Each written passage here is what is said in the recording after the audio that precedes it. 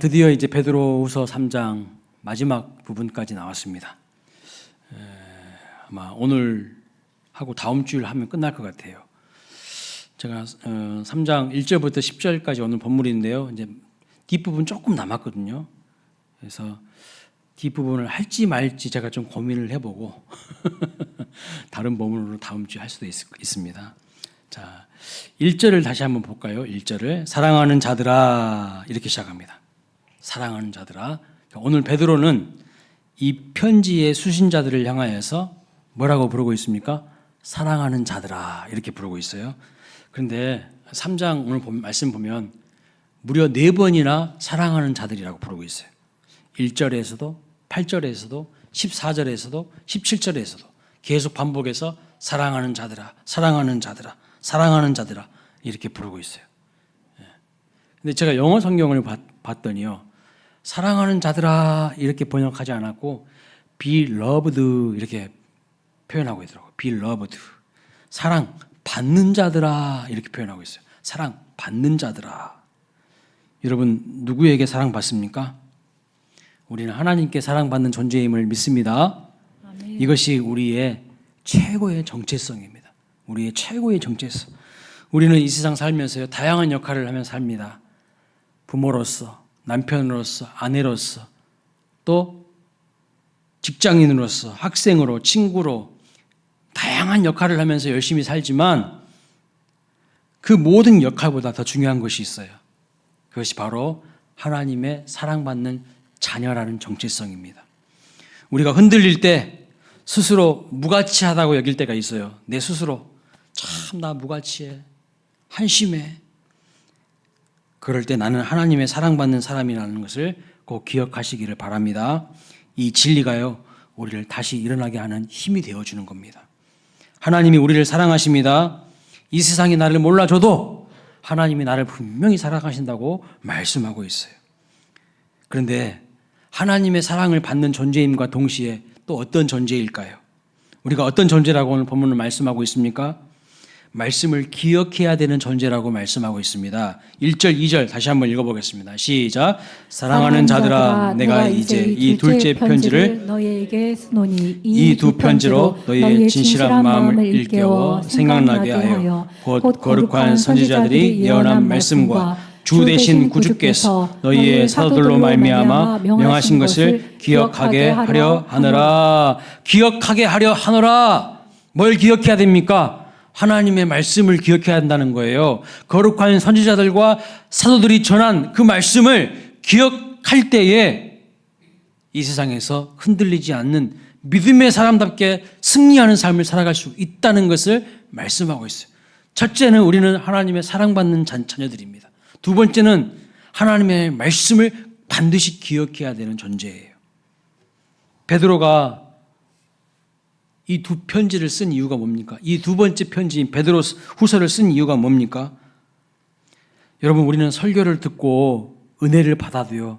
예배당 문을 나가는 순간 오늘 무슨 말씀을 들었는지 잊어버려요. 오늘 설교 제목이 뭔지 다 잊어버려요. 금방 잊어버리고 납니다. 일상에 치이고 업무에 바쁘다 보면은 하나님이 주신 은혜와 사랑을 기억하지 못할 때가 많습니다. 그래서 베드로가 이 두 번째 편지를 쓴 이유가 바로 이것이라고 말하고 있어요. 우리가 자꾸 잊어버리기 때문에 기억하지 못하고 있기 때문에 다시 하나님의 말씀을 떠올리게 하기 위해서 너희에게 이 두 번째 편지 쓴다 이야기하고 있는 거예요. 선지자들과 사도들이 전한 말씀, 그 진리를 우리의 마음에 새기게끔 하기 위하여서 다시 상기시키기 위하여서 이 두 번째 편지를 쓰고 있다고 말씀합니다. 여러분 이스라엘 백성들 성경에 보니까 그들의 문제가 뭔지 아십니까? 그들은 하나님께서 베푸신 은혜를 경험했지만 금방 잊어버렸어요. 시간까지 지나면 곧 잊어버렸습니다.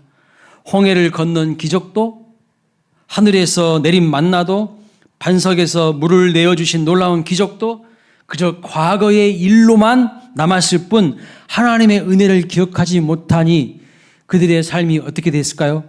원망과 불평만 남은 거예요. 원망과 불평. 그들의 입에는요 원망과 불평이 가득했어요.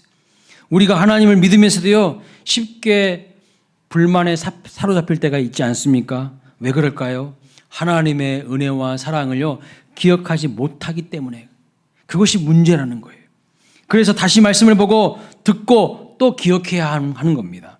원망과 불평이 많은 사람들의 특징이 뭐냐면 안 좋은 것, 부정적인 것, 그것만 지나치게 많이 생각하고 기억하고 있어요. 그것에 탁 매여 있습니다. 그러니까요, 입에서 나오는 말들이요, 전부 부정적인 거예요. 여러분 하루 동안 어떤 생각을 가장 많이 하십니까? 직장에서의 스트레스, 가정의 어려움, 사람들과 관계에서 오는 문제들, 우리는 부정적인 생각에 매일 때가 많습니다. 안 좋은 기억을 계속 떠올리다 보면 우리 마음 어떻게 될까요? 무겁고 지쳐가요. 그리고요, 이 부정적인 생각과 우울한 마음들, 지친 마음들은요, 다른 사람들에게 전이가 돼요. 다른 사람들 다 마음도 오염시키는 거예요. 그러나 하나님은 우리에게 더 소중한 것을 기억하라고 말씀합니다. 그런 부정적인 것들을 기억하지 말고 소중한 것을 기억하라고 말씀합니다. 하나님의 은혜와 사랑, 그분의 약속과 진리를 기억하시기를 바랍니다. 사랑하는 여러분, 오늘도 우리의 바쁜 일상 속에서 우리는 많은 것을 잊어버립니다. 하지만 가장 중요한 진리, 하나님의 사랑과 은혜는 결코 잊지 않으시기를 주님의 이름으로 축원합니다. 우리를 일깨워 주시는 하나님의 말씀을 붙잡고 기억하며 살아갈 때에 우리의 마음에 평안이 찾아오고 다시 일어설 힘이 생기는 거예요. 말씀이 내 안에 없으니까요, 무기력해지는 거예요. 말씀이 내 안에 없으니까 부정적인 것에 매여서 살아가요. 말씀이 내 안에 없으니까 진리로 우리의 삶을 인도하시는 하나님의 은혜를 경험하지 못하는 거예요. 하나님의 은혜를 기억하세요. 그것이 우리의 삶을요, 바꾸어주고 새롭게 하는 능력임을 믿습니다. 이스라엘 백성들이 출애굽하여서 광야에 살 때에 하나님께서 그들의 필요를 채워주셨어요. 그래서 하늘에서 만나를 내려주셨네요. 하늘에서 양식이 내렸어요. 처음에 그 만나를 보면서 이스라엘 백성들의 반응이 뭐였을까요? 감탄했어요. 감동했어요. 그래서 여러분, 만나의 뜻이 뭔지 아십니까? 히브리 원어의 의미는 우와, 이게 뭐야? 이게 만나의 의미예요. 만나, 그것이 본래 의미가 우와, 이게 뭐야? 이게 이런 뜻이 가지고 있어요. 그러니까 만나를 보면서 감탄과 감동이 터져 나왔습니다. 그런데 조금 지나니까 무뎌지고 감동이 사라집니다. 그래서 우와, 이게 뭐야 해서 에이, 시시해, 이게 뭐야로 바뀐 거예요. 에이, 맨날 이게 뭐야. 맨날 똑같이 이게 뭐야. 식상하게 여깁니다. 그러면서 원망과 불평이 터져 나온 것을 볼 수 있습니다. 처음에는 감사했어요.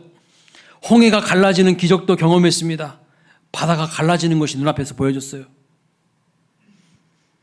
그것을 보면서 서프라이즈, 우와, 원더풀, 놀랐어요. 감동받았습니다. 애굽에서 나올 때 10가지 재앙을 하나님께서 애굽에 내리셨잖아요. 그런데 히브리 민족들만, 같은 땅, 그 애굽 땅에 살고 있었던 백성들 중에서 히브리 민족들만요, 그 10가지 재앙을 받지 않았어요. 신기한 일이에요. 똑같은 땅에 살고 있는데, 똑같은 애굽 땅에 살고 있는데, 이 10가지 재앙 중에 재앙이 임했는데 그 중에 이스라엘 백성들만 멀쩡했다니까요. 이런 신기한 일들을 경험하면서 하나님의 은혜에 감동하고 놀랐습니다. 그런데 그것도 잠시, 또 시간이 지나고 세월이 지나니까 다 잊어버리고 현실과 상황만 바라보면서 또 원망과 불평을 하기 시작합니다. 사람들을 바라보면서 저 인간이 문제야, 저 인간 정죄하고 비난하고, 감사하는 마음이 점점 사라지는 거예요. 왜요? 말씀을 기억하지 못하기 때문에, 내가 어떤 존재인지를 잊어버렸기 때문에, 하나님의 사랑받는 존재이고 하나님의 말씀으로 나를 늘 일깨우시는 하나님의 은혜를 잊어버리니까요, 자꾸 내 속에 원망과 불평만 나와요. 감사는 없어요. 그런데 감사한 것이 있는데, 하나님이 이런 우리를 계속해서 일깨우시고 자극하시고 하나님의 말씀을 생각나게 하시고 말씀을 듣는 자리로 우리를 부르신다는 것입니다. 할렐루야. 그것이 얼마나 감사한 일인지 몰라요. 성경 66권 전체가 우리를 일깨우는 하나님의 말씀이고요. 우리로 하여금 다시 하나님이 누구시고 하나님의 뜻이 무엇이며 하나님의 은혜가 무엇인지 하나님의 나를 향한 계획이 무엇인지를 생각나게 하시는 진리의 말씀입니다. 그래서 구약 성경에 기억하라는 단어가요, 무려 232번 나와요. 자카르라는 동사인데 232번 등장하는데, 이 단어는 단순히 과거의 사실을 생각하는 것을 넘어서 깊이 생각하고 묵상하며 주의를 기울이며 스스로 일깨우라는 의미의 단어입니다. 특별히 신명기에 이 단어가요, 집중적으로 많이 나와요. 기억하라, 기억하라, 생각하라, 기억하라. 계속 끊이지 않고 나와요. 왜 그럴까요, 여러분? 왜 신명기에 이런 말씀이 많이 나올까요? 가나안 땅에 들어가기 앞서서 광야 생활을 끝나고 이제 가나안 땅에 들어가야 되는데, 그 가나안 땅은 어떤 땅이죠? 온갖 미신과 우상과 주술과 샤머니즘과 쾌락과 방탕과 온갖 세상의 어둠의 문화로 쪄들어진 땅이에요.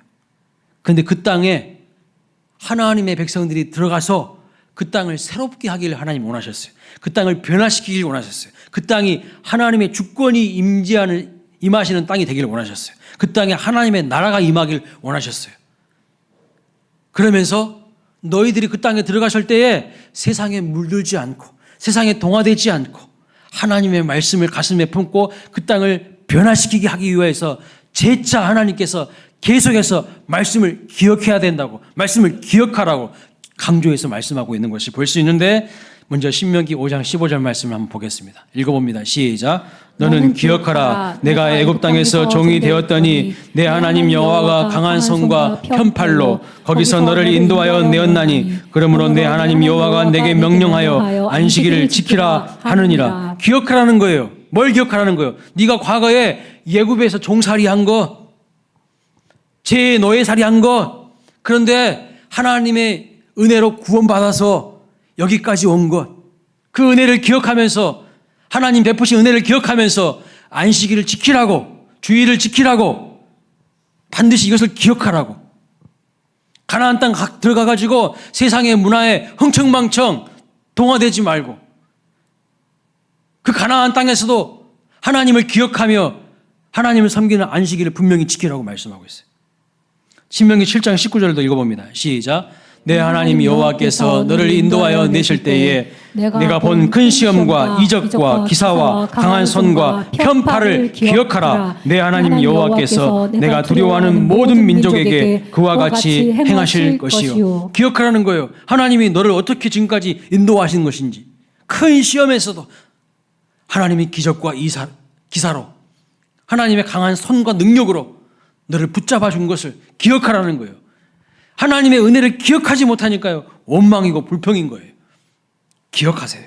신명기 8장에는요 무려 2번이나 말씀하고 있어요. 2절 말씀 볼까요? 읽어봅니다. 시작. 내 하나님 여호와께서 이 40년 동안에 내게 광야길을 걷게 하신 것을 기억하라. 이는 너를 낮추시며 너를 시험하사 내 마음이 어떠한지 그 명령을 지키는지 지키지 않는지 알게 하심이라. 기억하라고 말씀하고 있어요. 광야 40년을 기억하라는 거예요. 또 18절 말씀 읽어봅니다. 시작. 내 하나님 여호와를 기억하라. 그가 내게 재물로 능력을 주셨습니다. 하나님께서 나에게 능력을 주셨다는 것을 기억하라는 거예요. 쓸모없는 존재가 아니라 나를 통하여서 재물을 얻을 능력을 주신 그 하나님을 기억하라는 거예요. 신명기 9장 7절에도 말합니다. 너는 광야에서 내 하나님 여호와를 경노하게 하던 일을 잊지 말고 기억하라. 또 기억하라고 해요. 시편 50편 22절에도 이렇게 말합니다. 하나님을 잊어버린 너희여, 이제 이를 생각하라. 그렇지 아니하면 내가 너희를 찌르니 건질 자가 없으리라. 생각하지 않으면요 하나님이 우리를 찢으신대요. 생각하라, 기억하라는 말은요 히브리 원어로 똑같은 의미예요. 근원이 같아요. 어원이 같아요. 영어로는 think잖아요. think, 생각하다. 이 생각하다에서 땡큐가 나와요. 감사하다는 거예요. 잘 생각할 때, 하나님의 은혜를 생각할 때 감사가 터져 나와요. 근데 하나님의 은혜를 생각하지 않으니까요. 항상 원망이고 불평인 거예요. 우리가 계속 설교를 듣고 하나님의 말씀을 일상의 삶 속에서 계속 묵상하는 이유가 뭡니까? 우리를 다시 일깨우기 위해서입니다. 우리의 마음이 세상에 물들지 않고 우리의 마음이 묻어지지 않도록 가르침을 받고 도전을 받고 하나님이 원하시는 삶으로 인도함을 받아야 되기 때문입니다. 때로는 말씀이 나에게 위로가 되기도 하죠. 그러나 때로는요, 그 하나님의 말씀이요, 내 마음을 아프게 찌릅니다. 그걸 경험해 보셨어요? 내 마음을 아프게요, 찔러요. 왜요? 히브리서 4장 12절에 이렇게 말씀하고 있거든요.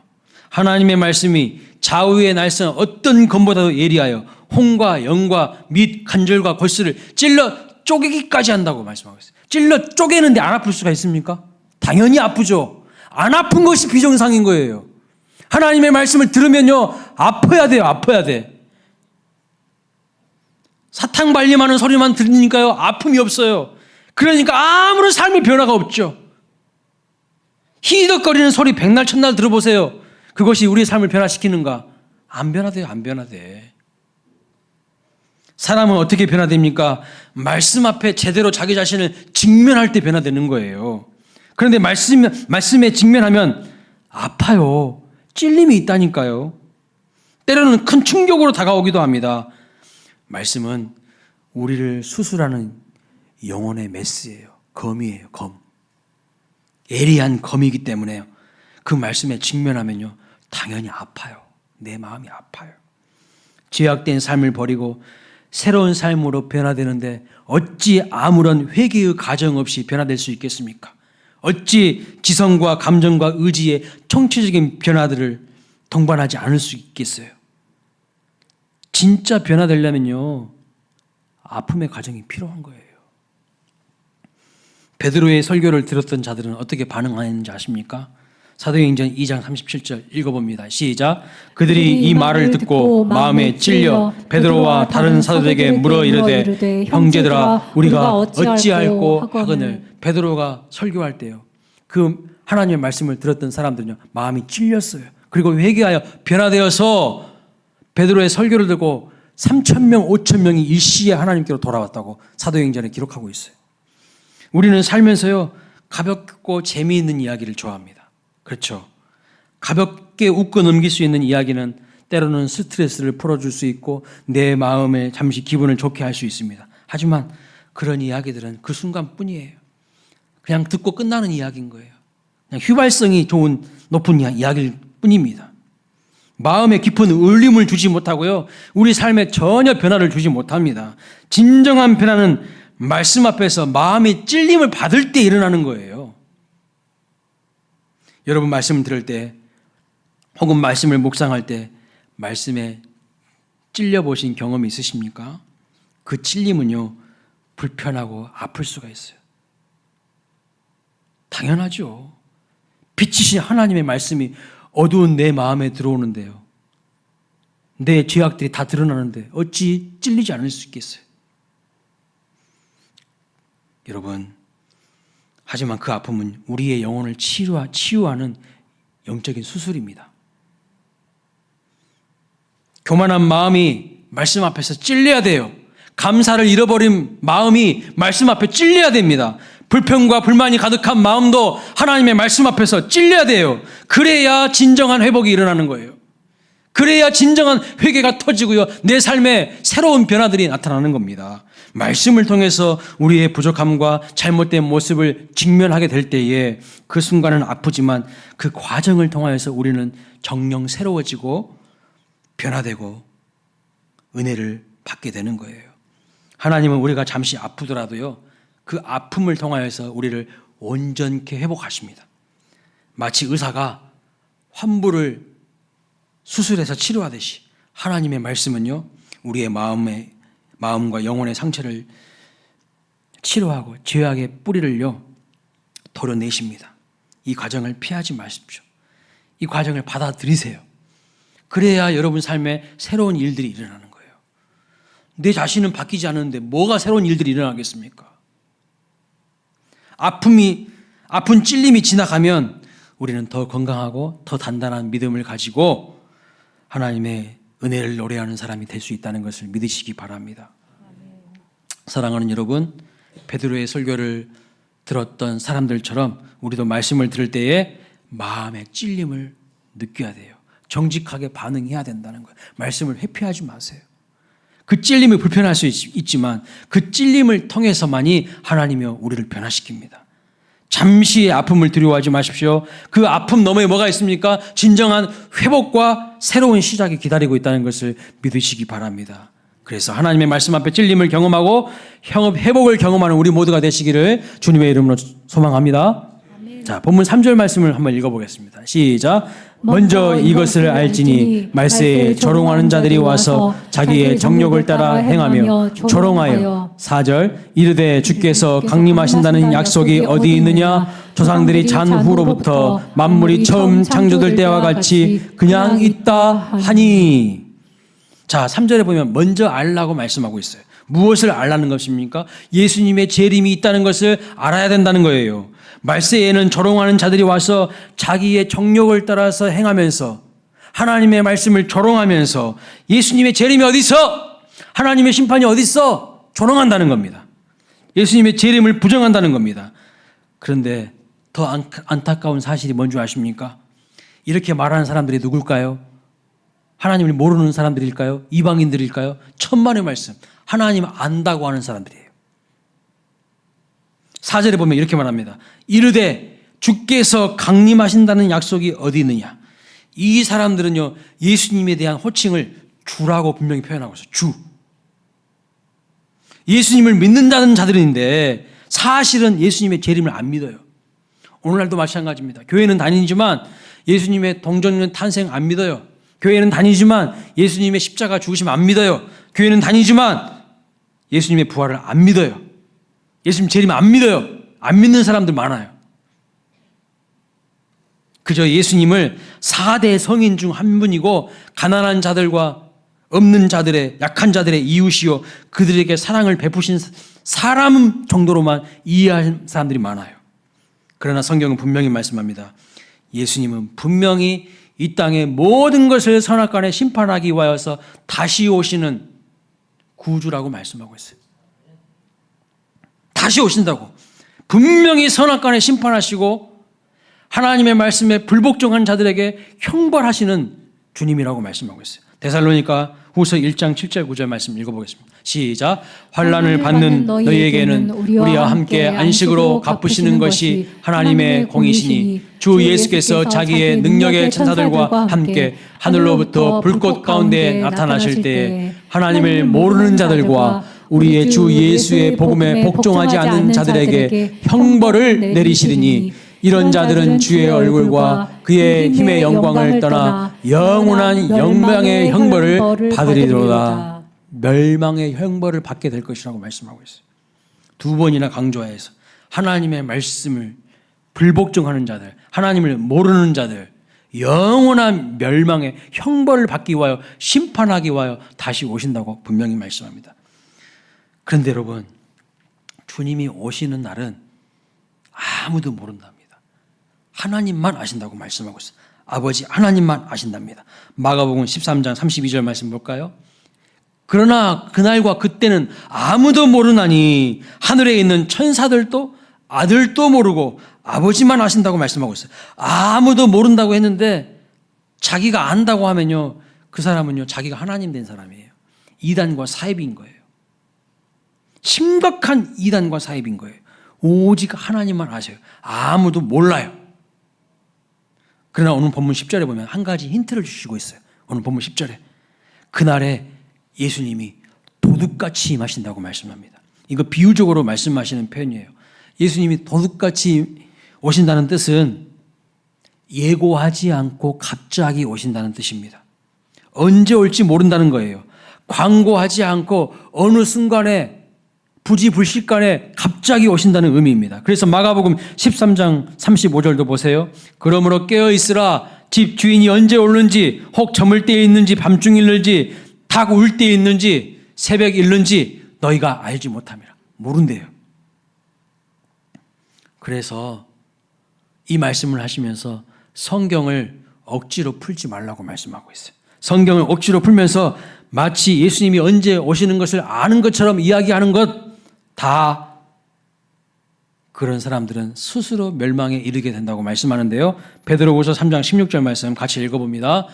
3장 16절 시작. 또 그 모든 편지에도 이런 일에 관하여 말하였으되 그 중에 알기 어려운 것이 더러 있으니 무식한 자들과 굳세지 못한 자들이 다른 성경과 같이 그것도 억지로 풀다가 스스로 멸망에 이르느니라. 억지로 풀지 마세요.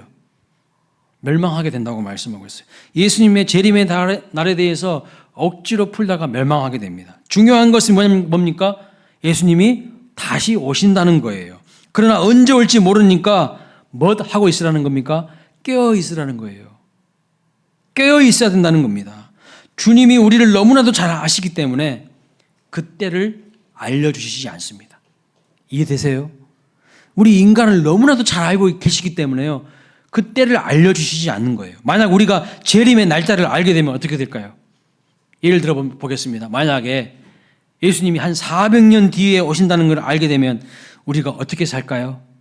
아, 그래. 나하고는 아무런 상관없네. 나는 많이 살아봤자 120년 살 텐데. 400년 뒤에 오면은 우리 어떻게 될까요? 막 살 겁니다. 어차피 내가 살아있을 때 오지 않을 것이니까. 그때를 준비하지 않을 것입니다. 예수님의 다시 오심 재림을 사모하지도 않을 거예요. 성경 가장 마지막 장인 요한계시록 22장을 보면요. 그런데 예수님이 속히 오시겠다고 말씀했어요. 속히 오시겠다고. 자, 7절 말씀 읽어볼까요? 22장 7절 시작. 보라 내가 속히 오리니 이 두루마리의 예언의 말씀을 지키는 자는 복이 있으리라 하더라. 하나님의 말씀을 지키는 자는요 분명한 복이 있을 것이라고 말씀하고 있어요. 성경 제일 마지막 장에 복 이야기를 하고 있어요. 근데 속히 오시겠다고, 다시 오시겠다고 말씀합니다. 12절에도 말합니다. 22장 12절 시작. 보라 내가 속히 오리니 내가 줄 상이 내게 있어 각 사람에게 그가 행한 대로 갚아주리라. 갚아주신대요. 여러분의 헌신, 여러분의 충성 하나님이 갚아주셔서 축복과 영광과 면류관 주실 줄로 믿습니다. 속히 오신다고 말씀하고 있어요. 여러분이 세상 살면서 억울하게 당한 것도 하나님이 갚아줄 줄로 믿습니다. 갚아주셔요. 속히 오신대요. 그런데 솔직히 우리가 느끼는 것과 좀 다르지 않습니까? 속히 안 오신 것 같은데 엄청 느려 터지신 것 같은데 응? 도대체 언제 오시는 거야? 성경은 거짓말도 이렇게 잘하네. 그렇게 느껴지지 않습니까? 저는 그렇게 느껴지는데 솔직히 예수님이 속히 오신다고 했는데 속히 오시기는커녕 지금 이 말씀이 기록된 당시로부터 지금 2000년 지났는데도 안 오잖아요. 뻥쟁이네, 뻥쟁이. 왜 2000년이 지나도 안 오실까요? 베드로가 살았을 당시에는요 엄청난 핍박을 받았어요. 외적으로는 로마의 강력한 압제와 박해와 핍박이 있었어요. 교회 내적으로는요 온갖 사이비 이단들 거짓 교사들이요 득실득실했어요. 그래서 성도들을 딱 유혹하고 미혹하고 넘어지게 했어요. 외적인 핍박과 내적인 혼란이 가득했어요. 그러니까 거룩한 성도들이 예수님의 재림을 소망했어요. 기다렸어요. 갈망했어요. 주님이 빨리 오셔서 이 오합지절 혼돈과 흑암과 공허와 무질서가 가득한 세상을 새롭게 해주시기를, 우리의 억울한 마음들을 하나님께서 풀어주시기를 간절히 갈망했어요. 재림을 기다렸어요. 그래서 왜 이렇게 예수님이 안 오시나? 이렇게 궁금한 자들이 그 당시에도 많았던 것 같습니다. 많았어요. 그래서 8절에서 이렇게 말씀하고 있는 거예요. 8절 읽어볼까요? 시작. 사랑하는 자들아 주께는 하루가 천년 같고 천년이 하루 같다는 이 한 가지를 잊지 말라. 무슨 뜻이냐면 우리의 시간과 하나님의 시간이 다르다는 거예요. 주님은 하루가 천년 같고 천년이 하루 같아요. 하나님은 시간과 공간을 창조하신 분이십니다. 그래서요 시간과 공간을 초월하여서 존재하셔요. 영원 전부터 영원까지 존재하시는 분이십니다. 동시에 시간과 공간 속으로 들어와서 우리의 삶에 개입하시고 간섭하시고 주관하신 분이 하나님이셔요. 시간과 공간의 바깥에 계시면서요, 동시에 시간과 공간 속으로 들어와서 우리의 삶을 주관하신 분이시라고요. 재림의 때와 시기를 설명하는 재미있는 예화가 한 가지 있습니다. 1980년대에 시골에서 부잣집 도련님이 살고 있었어요. 그때만 하더라도 미국에 유학 가는 것은 너무나도 어려웠습니다. 근데 이 도련님이 미국에 유학을 가게 되었네요. 그래서 온 식구들을 모아놓고 마지막 잔치를 하면서 도련님이 이렇게 말을 했어요. 제가 미국 유학을 떠나는데 공부를 속히 마치고 돌아오겠습니다. 이 말을 그 집구석에 사는 하루살이가 듣고 있었대요. 하루살이가 듣고 있는데 하루살이가 이 도련님을 너무나도 사랑했대요. 그래서 도련님이 다시 돌아오신다고 하니까 평생을 기다렸대요. 하루살이가. 근데 평생 기다려도 도련님이 안 와요. 그리고 하루살이가 죽으면서 유언을 합니다. 아들한테. 도련님이 돌아오신다고 했는데 분명히 돌아오실 텐데 너도 그날을 꼭 기다려라. 그래서 유언을 하고 죽였어요. 그런데 아들도 평생 기다렸는데 하루살이 아들이 평생을 기다렸는데도요, 도련님이 오지 않았다고 합니다. 여러분, 도련님이 약속을 어기신 걸까요? 아니면 하루살이의 시간대와 인간의 시간대가 다른 것일까요? 우리의 시간대와 하나님의 시간대가 다르다는 거예요. 그리고 주님이 더디 오시는, 늦게 오시는 것 같이 보이는 정말 중요한 이유를 설명해 놓고 있어요. 그 다음 구절에. 9절 말씀 보세요. 읽어봅니다. 시작. 주의 약속은 어떤 이들이 더디다고 생각하는 것 같이 더딘 것이 아니라 오직 주께서는 너희를 대하여 오래 참으사 아무도 멸망하지 아니하고 다 회개하기에 이르기를 원하시느니라. 아멘입니다. 우리는 그런 생각할 수 있거든요. 왜 이렇게 안 오시는 거야? 빨리빨리 오셔가지고 이 죄악 세상 다 뒤집어 부셔야지. 우리 믿음의 사람들에게 영광과 면류관과 축복을 주셔야지. 왜 이렇게 힘들고 어려운데 언제 오시는 거야? 오신다고 말만 하고 안 오시는데. 그런데요, 오히려 주님이 더 기다리신다고 말씀하고 있어요. 주님이 그때를 더 기다리신대요. 단 한 사람도 멸망받지 않고 구원에 이르도록 회개하고 하나님께로 돌아오도록 우리 주님이 더 기다리신대요. 우리보다. 정말 여러분 기다리십니까? 일주일 살면서 하나님 생각, 주님 생각 몇 번이나 하십니까? 기다리지 않잖아요. 정직하게 이야기해 보세요. 근데 우리 주님은요, 우리 한 사람 한 사람이 간절히 회개하고 주께로 돌아오기를 간절히 기다리고 계시다는 거예요. 누가 더 기다리는 겁니까? 우리가 기다리는 것보다 하나님이 더 기다리신다는 거예요. 오래 참고 계신다는 겁니다. 여러분, 예수님은 반드시 오십니다. 믿으시기 바랍니다.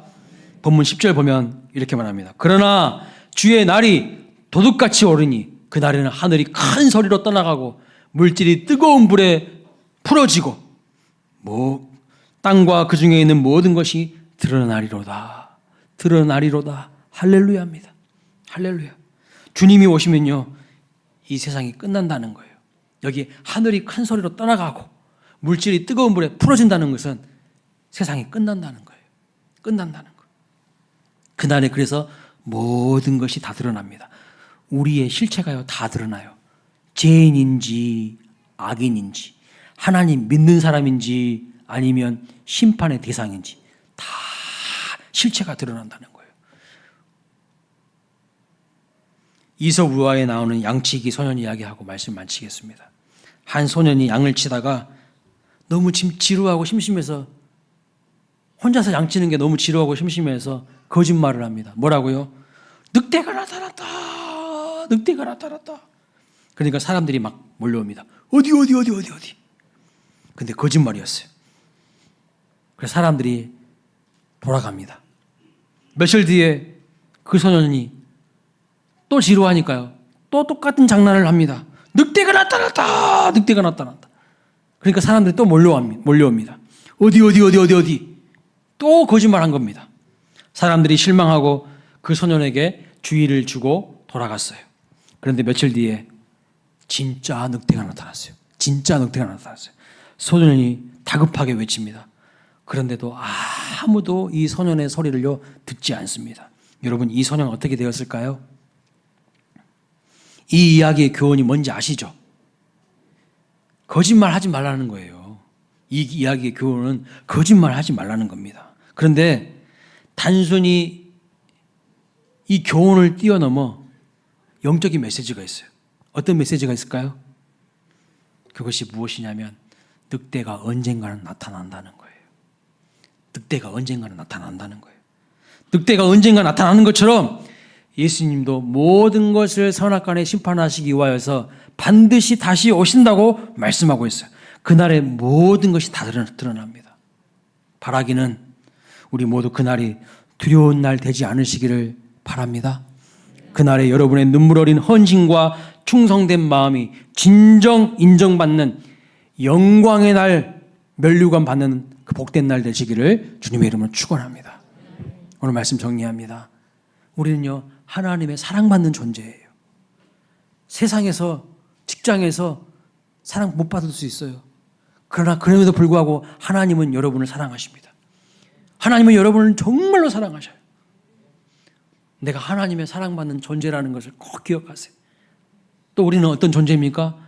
말씀을 절대적으로 의지해야 되는 존재예요. 말씀이 내 안에서 희미해지니까요 원망과 불평이 터지는 거예요. 삶의 희망이 사라져버리는 거예요. 내 안에 진리 되신 하나님의 말씀이 충만하면요 힘들고 어려움도 이길 수 있어요. 돌파할 수 있어요. 극복할 수 있어요. 꿈과 비전을 향해 달려갈 수 있어요. 말씀이 없으니까요 시들어져 가요. 복 있는 사람은 시냇가에 심겨진 나무와 같이 열매를 맺는다고 했잖아요. 그 하나님의 말씀에 뿌리를 내리는 사람은요 열매를 맺어요. 능력 있는 삶을 살아가요. 근데 말씀에 뿌리를 안 내리니까요 세상에 유행과 풍조에 이리 갔다 저리 갔다 하는 바람에 나는 겨처럼 사니까요 무기력한 거예요. 희미한 인생 사는 거예요. 여러분, 말씀에 뿌리 내리는 인생입니까? 세상의 유행과 풍조에 따라서 바람에 나는 겨처럼 이리 갔다 저리 갔다 하는 사람입니까? 교회도요 한 교회 믿음의 뿌리를 팍 내려야 되는데 이리 갔다 저리 갔다 하는 사람도 있어요. 결코 잘 되지 않습니다. 여러분, 상식적으로 생각해 보세요. 나무를요 여기 심었다가 또 좀 있다가 저기 심었다가 뽑아가지고 또 여기 심었다 하면 그 나무가 건강한 나무가 되겠습니까? 안 돼요. 그리고 오늘 주님이 주신 말씀은 반드시 심판하기 위해서 오신다고 말씀합니다. 우리의 삶을 결산할 때가 있다는 거예요. 지금 12월입니다. 여러분 어떻습니까? 허무함과 공허함으로 가득 차 있지는 않습니까? 그러나 소망이 있어요. 내가 하나님의 사랑받는 자라는 것을 알고 말씀 앞에 깊이 뿌리 내릴 때 하나님은 우리의 상황을 역전시킬 줄 믿습니다. 여러분의 삶에 하나님의 은혜의 빛이 임하게 되시기를 주님의 이름으로 축원합니다. 아멘. 다 함께